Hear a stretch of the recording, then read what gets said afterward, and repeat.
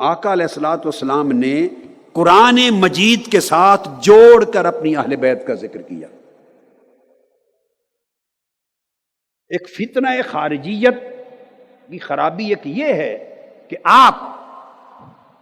جب اہل بیت اطہار کی محبت کا، مودت کا، ان کی عظمت کا، قدر و منزلت کا، ان سے عقیدت کا ذکر کرتے ہیں اور بیان کرتے ہیں،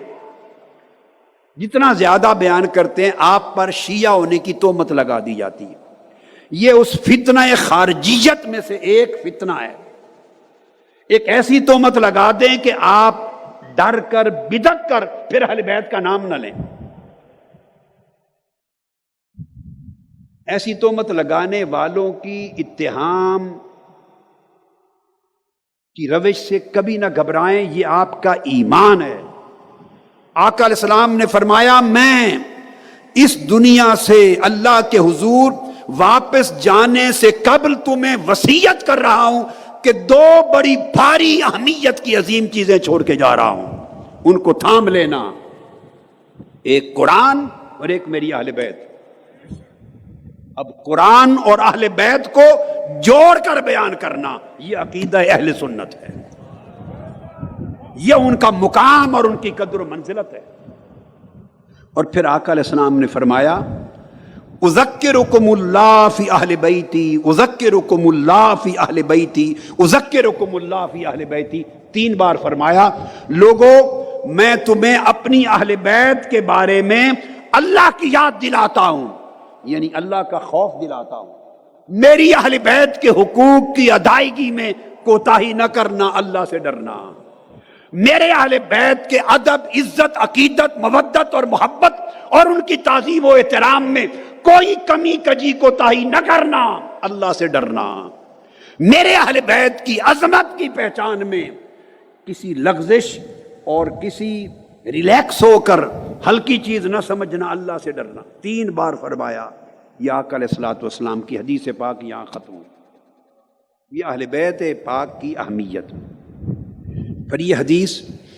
زید بن ارقم سے امام احمد بن حنبل نے روایت کی، الگ حدیث دے رہا ہوں، اور امام ترمذی نے روایت کی، امام نسائی نے، ابن ابی شیبہ نے اور حاکم نے، اس کے الفاظ سننے والے ہیں۔ اس میں آقا علیہ السلام نے فرمایا انی تارک فیکم ما ان تمسکتم بہ لن تضلوا بعدی، لوگوں میں تمہارے اندر 2 ایسی عظیم چیزیں چھوڑ کے جا رہا ہوں، ایسی عظیم چیزیں اگر ان دونوں کا دامن تھام لوگے، دونوں کا، تو میرے بعد کبھی گمراہ نہیں ہوگے، لن تضلوا بعدی، کبھی گمراہ نہیں ہوگے۔ اگلا لفظ بڑا عجیب ہے، آقا علیہ السلام نے فرمایا احدہما اعظم من الآخر، ان ہر 2 چیزوں میں سے ہر ایک چیز دوسری سے اعظم ہے۔ 2 چیزیں بتا رہا ہوں، ان کا دامن تھامو، دونوں میں سے ہر ایک دوسرے سے افضل اور اعلیٰ ہے۔ آپ اندازہ کر لیں میرے آقا نے کتنی بڑی بات فرما دی۔ اہل بیت اطہار کی عظمت کو اتنے بیان کرنے کو اگر کوئی شیعیت کا نام دے، اسے اللہ کا خوف کرنا چاہیے کہ آقا علیہ السلام زبان مبارک سے کیا فرما رہے ہیں۔ آپ فرما رہے ہیں کہ احدہما اعظم من الآخر، ان 2 چیزوں میں سے ہر ایک دوسرے سے بڑی۔ کتاب اللہ حبل ممدود من السماء الى الارض، ایک اللہ کی کتاب قرآن، وہ ایک رسی کی مانند ہے جو آسمان سے زمین تک ہے، اور اللہ کی ہدایت کا ایک سلسلہ اس کے ذریعے جاری متصل ہے تمہارے ساتھ۔ اور دوسرا وَعِتْرَتِي أَهْلُ بَيْتِي، دوسری میری عطرت اور میری اہل بیت۔ اور فرمایا وَلَن يَتَفَرَّقَا حَتَّى يَرِدَ عَلَيَّ الْحَوْض، قرآن اور میری اہل بیت دونوں آپس میں کبھی جدا نہیں ہوں گے، حتیٰ کہ قیامت کے دن جب میں حوض کوثر پہ کھڑا ہوں گا اپنی امت کو حوض کوثر کا پانی پلانے کے لیے، تب بھی قرآن اور میری اہل بیت اکٹھے میرے پاس آئیں گے۔ یعنی آقا علیہ السلام نے قرآن مجید اور اہل بیت نبوی ان کے رشتے کو کبھی نہ کٹنے والا رشتہ قرار دے دیا ہے۔ لہذا جس شخص کا قرآن پر ایمان ہے، اگر وہ مومن ہے تو محبت اور مودت اہل بیت کی اس کے دل سے کم نہیں ہو سکتی. اور جو فیل کرتا ہے کہ اہل بیت نبوی کی محبت و مودت اس کے دل میں کم ہے،